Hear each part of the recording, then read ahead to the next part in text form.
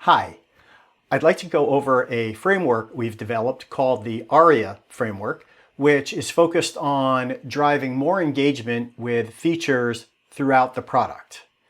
This is the first of 4 different videos on this framework, and in this video we'll cover an overview of the framework itself, plus go over the first step, the analyze step.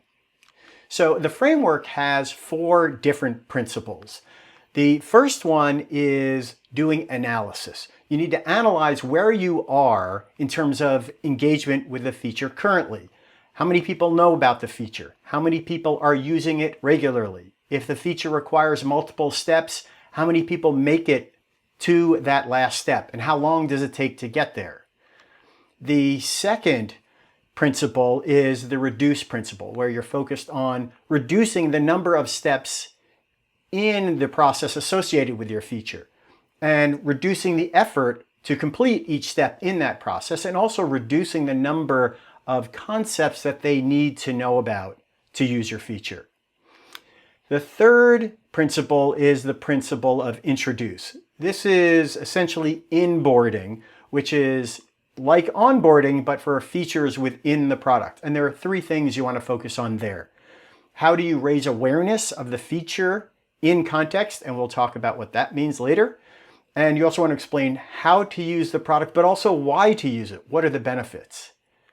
And the last principle is assist. How can we help guide the user through the feature? Can we give them a step-by-step guide and tell them what they need to do? Maybe we can show them what to do with some samples and some templates. If there are parts of the feature where we ask them for input or ask them to make a decision, can we provide smart defaults to make it easier for them? And if they run into an error, can we give them not just the fact that an error occurred, but also provide some suggestions on what they may be able to do to fix the problem? There's also this implicit fifth principle, which is these 4 principles are not something that we just do once and then we're done. We want to continually apply these to the feature and continually do A/B testing so that we can see what impact we're having on the engagement with these features. So that's the overview. Now I want to go through the first step. And though the order of the other 3 steps doesn't matter that much, you do always want to start with this one, the analyze step. And there are some core metrics that you should look at no matter what feature we're talking about. And the first one is how many people are aware of the feature. And for that, a good proxy is the percentage of users who have ever used it. The other thing you want to look at is who's engaged with it.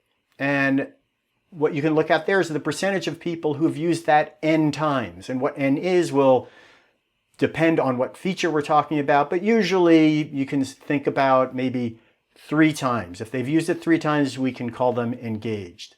You also want to look at for things that have multiple steps in the feature. How many people get to that last step? So if you are sharing a live board, there's a few steps there. How many people who start that process finish the process of sharing a live board? That's the completion rate. You can also think about them sometimes as success rates. Like if we're thinking about Eureka, we might want to think about what percentage of Eureka searches are successful, where we could define success as the search returned at least 1 item. And you also want to think about how long it took to get to the end of a process or to get to a successful outcome as a completion time. This is essentially time to value. Now, those are some core metrics that we should all be looking at. In terms of the filters we want to apply to them, we generally don't want to include brand new users who haven't really had a chance to use that many features. So we tend to exclude users who've been in the product less than 30 days. And when we're looking at the completion rates and success rates and completion times, you want to look at what those are recently. So filter that for usually the last 90 days or so. In addition, you might want to look at slicing this by the dimension of whether or not they're a new user or a longer retained user, where we'll define new as they've been in the system for less than 90 days, and retained is more than 90 days, because you'll see different behaviors there as well. So those are the generic features, but in terms of your particular feature, there are different metrics you would also want to look at in addition to those standard metrics on the prior slide. So for example, for Sage, you might want to look at the number of Sage searches weekly, or the percentage of those searches that are saved or pinned. For Monitor, you may want to look at each week, for the users who have a Monitor alert set up, what percentage of them are receiving an alert? Or when you're inviting a colleague to join you in ThoughtSpot, what percentage of those invitations lead to the recipient actually logging in? And maybe what percentage of those people who logged in are active in the second week as well? And for something like the live boards, you may want to look at how many live boards on average are users viewing. And you also may want to look at how many live boards on average do they have access to. So whatever you look at will be dependent on your specific feature.